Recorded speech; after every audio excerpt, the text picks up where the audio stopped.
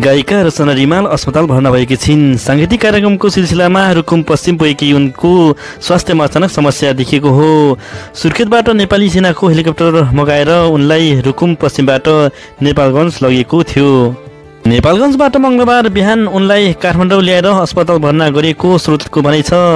सोमबार रुकुम पुगेकी उनले मङ्गलबार रुकुम पश्चिम सानीभेरीको बेलटारपुमा सञ्चालन भइरहेको महोत्सवमा प्रस्तुति दिने तयारी थियो। तर मङ्गलबार बिहान अचानक पेट दुखेपछि उनलाई काठमाडौँ ल्याएको हो। साङ्गीतिक कार्यक्रमको सिलसिलामा रुकुम पश्चिम पुगेकी उनको स्वास्थ्यमा अचानक समस्या देखिएको हो।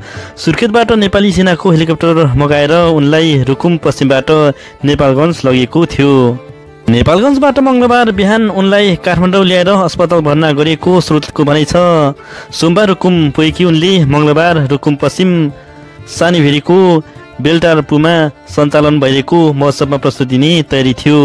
तर मङ्गलबार बिहान अचानक पेट दुखेपछि उनलाई काठमाडौँ ल्याएको हो।